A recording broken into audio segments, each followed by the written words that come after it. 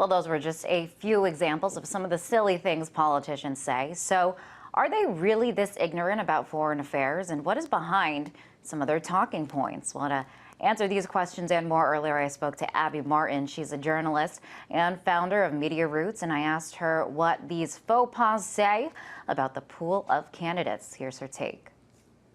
It seems like in America we play by a different rule than the rest of the world. Here we like to develop personalities behind candidates where people can relate to a candidate. Oh, I want to have a beer with this person. Well, I don't want to have a beer with the President of the United States. I'd like just him to know what he's talking about. So it makes me feel really uncomfortable and embarrassed, and I think a lot of other critical thinking people in this country feel the same way. I think they're just trying too hard to relate to middle America and to relate to people when really they should be focusing on their knowledge of the world and foreign affairs.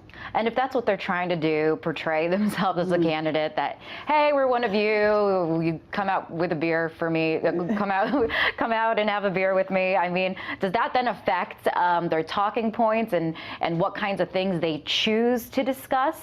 Maybe if it's not the most important or relevant thing or most pressing issues in our country today, that maybe they'll be more willing, especially to appeal to the conservative base. Is that something that is affecting the dialogue and the things that they're choosing to discuss? Yeah, I think it really dumbs down the state of political discourse. You see, we talked about in a previous interview, but focusing on issues like gay rights and abortion, really divisive issues, instead of relevant issues like the military-industrial complex, the endless wars, these kind of things. It dumbs down the debate. And what's strange to me, though, is how are these players even relevant? How is Sarah Palin a relevant person? How is Michelle Bachmann a relevant person when she's running as a Tea Party candidate who's supposedly backing the Constitution when she can't even name certain Bill of Rights? I mean, things like this just it makes you wonder, why are these people relevant in the political discourse? Why is this person even capable of becoming the President of the United States? And Cindy Sheehan once told me that Sarah Palin was actually insurance for Obama's election. And when you see things like this, it really makes me wonder, how are these people even in these positions of power? Certainly it does make you wonder, especially after seeing some of their performance we just saw in that story there. Well, how do these politicians affect U.S. credibility worldwide? I mean, people are watching and seeing this. Yeah, I mean, a lot of people around the world think America's a joke. American politics are a dog and pony show. They see people, Sarah Palin thinks that Africa is a country. So when people around the world hear that, they think, what is really going on? The education system's really dumbing us down that much. I mean, these politicians who are governors of states don't understand the continents in the world. Really is, totally dumbs down the discourse. How can we put our faith, how can Americans put their faith in these candidates to make informed foreign policy decisions when they don't seem to have their facts straight?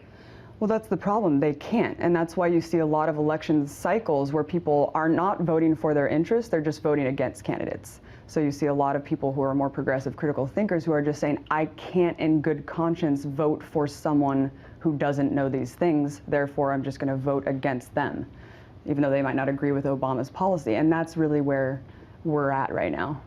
Also want to focus on a hot foreign policy debate, our topic today, Iran, and fears that the country has a nuclear bomb or is building a nuclear bomb. Iran has come forward publicly and said that they don't have one. They don't plan on building one. We also have top military leaders also confirming this.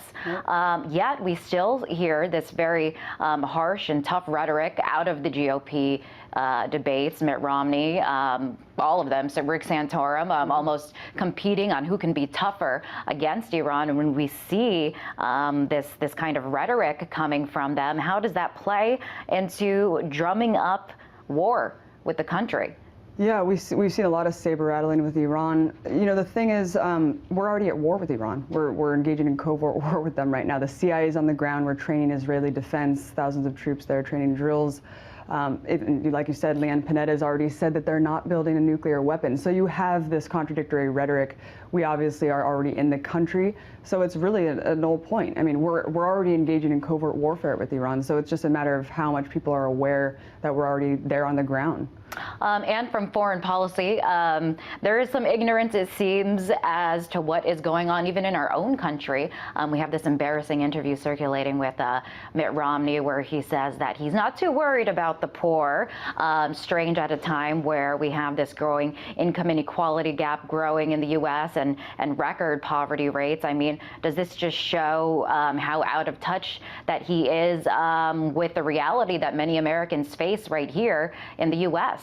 Oh yeah, I mean, these politicians are elitists, you know, they're from an elite echelon of society. They're completely out of touch with the poor, with the regular citizens' needs of this country. We saw with the Occupy Wall Street movement, they completely tried to minimize the entire movement. I just don't think they understand what's going on, because when you're getting bribes and millions of dollars from lobbyists for your campaign, it's really hard to be in touch with the needs of the average American. It really is. And so what do you think? Are these politicians really this ignorant, or are they just trying to stick to the talking points that appeal to their base?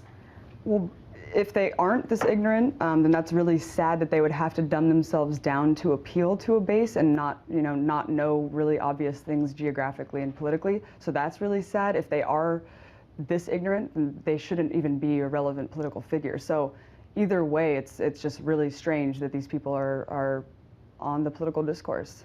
Well, at the end of the day, seeing this play out, as you call it, a dog and pony show, is this all looking pretty good for President Obama, at least? Oh, absolutely. Absolutely. I think it really, he has the election in the bag. I mean, there's really no one out there that's, like I said, everyone that I know who even is really upset with Obama is going to vote against whoever the GOP candidate is.